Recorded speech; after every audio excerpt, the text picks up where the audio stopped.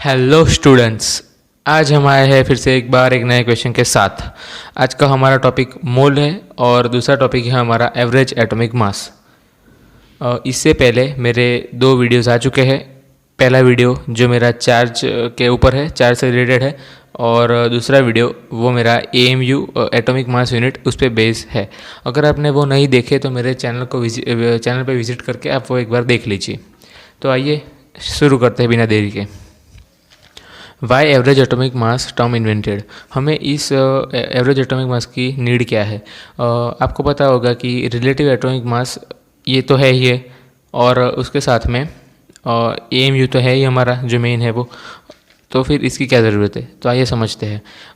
NaCl ये compound है। अगर मैं आपको कहूँ कि हमें उसका एटॉमिक वेट चाहिए तो आप कैसे ढूंढोगे। तो हम उसका जो बोलते हैं कि एटॉमिक वेट वो हम कैसे लाएंगे। तो Na का जो एटॉमिक वेट है वो हम लिखेंगे, और क्लोरीन का है वो क्लोरीन का 35.5 और Na का 23। तो उन दोनों का सम आएगा 58.5। तो ये हुआ NaCl का atomic weight. But if we calculate carbon mixture of isotopes then how to calculate. यानी कि अगर मैं आपको कहूँ कि कार्बन का जो मिक्सचर है उसका हमें वेट चाहिए, एवरेज एटॉमिक हमें उसका एटॉमिक वेट चाहिए।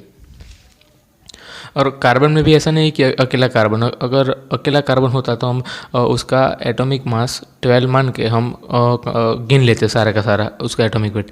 लेकिन इसमें भी आइसोटोप्स है, आइसोटोप्स कार्बन 12, कार्बन 13, कार्बन 14। तो अब इसको कैसे ढूंढेंगे। तो इसके लिए ये एवरेज एटॉमिक मास जो टर्म है वो आया है। इसके लिए एक फार्मूला होता है, उस फार्मूला से हमें इसका वेट ढूंढना होता है। आप समझ रहे हो मैं क्या कर रहा हूँ। और देखिए यहाँ पे हमने कंपाउंड लिखा है और यहाँ पे मिक्सचर लिखा है। अब मिक्सचर लिखने का मतलब मिक्सचर का मीनिंग क्या है यहाँ पे। अगर सेम टाइप मिक्सचर को हम इम्प्योर सब्सटेंस कहते हैं और एलिमेंट को प्योर सब्सटेंस कहते हैं। प्योर क्यों कहते हैं, क्योंकि सेम टाइप ऑफ एटम्स से बना हुआ होता है एलिमेंट, इसलिए हम उसको प्योर सब्सटेंस कहते हैं। और मिक्सचर को हम इम्प्योर कहते हैं क्योंकि उसमें सेम टाइप ऑफ एटम्स या फिर मॉलिक्यूल्स नहीं होते हैं, इसलिए हम इसको मिक्सचर कहते हैं। देखिए यहाँ पे कार्बन 12, तो इलेक्ट्रॉन में जो वो होगा, इलेक्ट्रॉन में जो दिक्कत मतलब जो ज़्यादा और कम होगा वो उसी हिसाब से होगा। इसलिए 12, 13, 14 सब में जो इलेक्ट्रॉन की वैल्यू है वो डिफर करेगी। इसलिए ये सेम टाइप ऑफ एटम नहीं है, इसलिए हम इसको मिक्सचर कंसिडर करते हैं। इसलिए आइसोटॉप्स को हम मिक्सचर ही बुलाते हैं। ये आप याद रखना, क्योंकि अब ये सबको डाउट आता है कि आइसोटॉप्स का जो होगा उसको हम मिक्सचर कहेंगे, कंपाउंड कहेंगे, क्या कहेंगे। इसलिए इसको हम मिक्सचर कहेंगे। आपको ये पता चलेगा एवरेज एटॉमिक मास की नीड क्या है। तो फिर आइए चलते हैं अब मोल। जो इस चैप्टर का सबसे ज़्यादा और सबसे इम्पोर्टेंट टॉपिक है वो है हमारा मोल। देखिए Y1 mole is equal to 6.022 into 10⁻23। देखिए मोलर मास और gram atomic mass of 1 mole atom in gram. 1 mole atom का mass in gram, mass of 1 atom in ग्राम। देखिए ये अगर मेरा पहला वाला वीडियो नहीं देखा तो वो देख लीजिए, सेकंड नंबर वाला जो एएमयू पे बेस था वो देख लीजिए एक बार, फिर आपको ये समझ आएगा। हमने अगर आपको याद हो तो हमने एएमयू को ऐसे इस टर्म में हमने लिखा था E इंटू दिस वैल्यू। ये है किसी भी ये यानी कि हमने देखा था न्यूट्रॉन प्लस प्रोटॉन, या अगर आपको कुछ याद आ रहा हो तो न्यूट्रॉन प्लस प्रोटॉन था, E इज इक्वल टू, आ रहा है कुछ याद। ये है इसी के बेस पे हम किसी भी एलिमेंट का हम एटॉमिक मास ढूंढते हैं। अब देखिए अगर मैं आपको कहूँ, अब इसको समझने के लिए आप मान लीजिए कि अगर मैं आपको कहूँ कि मुझे एटम तो हमें दिखते नहीं है, एटम हमें दिखते नहीं है नेकाई से, तो फिर हम ये कैसे मान सकते हैं कि मैं आपको किसी का भी मास ऐसा कहूँ। अब एटम एक तो दिखते नहीं है और उसमें भी अगर हम उसका मास कैलकुलेट करना पड़ जाए तो वो कितना टफ हो जाएगा हमारे लिए।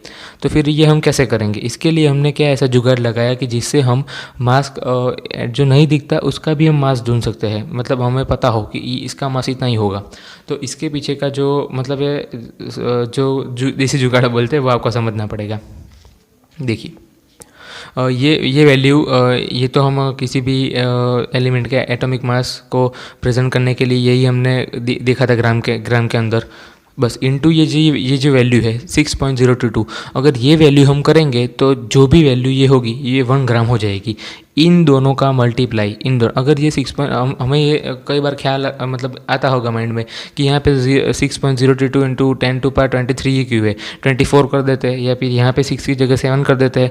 लेकिन जो हमारे एवोगैड्रो सर थे उनको ये पता था कि नहीं, अगर यहाँ पे और कोई वैल्यू करते तो कितनी ज़्यादा कैलकुलेशन टफ हो जाती है हमारे लिए। ये दोनों जो है, इन दोनों की मल्टीप्लिकेशन 1 आ जाती है, और इस 1 लाने के लिए फिर तो हमें ग्राम मिल ही गया, जो हम कॉमन अभी हमारे एवरीडे लाइफ में हम जो मास का किसी भी मास को हम मेज़र करने के लिए जो यूनिट यूज़ करते हैं वो ग्राम या किलोग्राम है। तो ये तो ग्राम में आ गया। बस ये ग्राम में लाने के लिए हमें पता चले कि ये कितना ग्राम है। अब एक एटम का मास कितना कम होता है, अब ये सब हम कैसे मतलब मेज़र कर सकते हैं, कितना टफ है। ऐसा कोई ऐसी स्केल है ही नहीं कि जिस पे हम एटम रखेंगे और हमें पता चल जाए कि इसका मास कितना है। तो बस यही जो ये वैल्यू है, अगर ये वैल्यू ना होती, अगर ये एवोगैड्रो नंबर ना होता तो आज ये 1 ग्राम ना आता, और 1 ग्राम ना आता तो ये हमें इसकी किसी भी वैल्यू हमें पता ना चलती। आप समझ रहे हो मतलब कितना दिमाग लगा है इसके पीछे, सिर्फ इस वैल्यू के। हम तो इसको रट लेते हैं और समझने की ट्राई भी नहीं करते हैं कि ऐसा क्यों हुआ, लेकिन ये वैल्यू बहुत इंपॉर्टेंट है साइंस के लिए और मोल के रिस्पेक्ट में भी।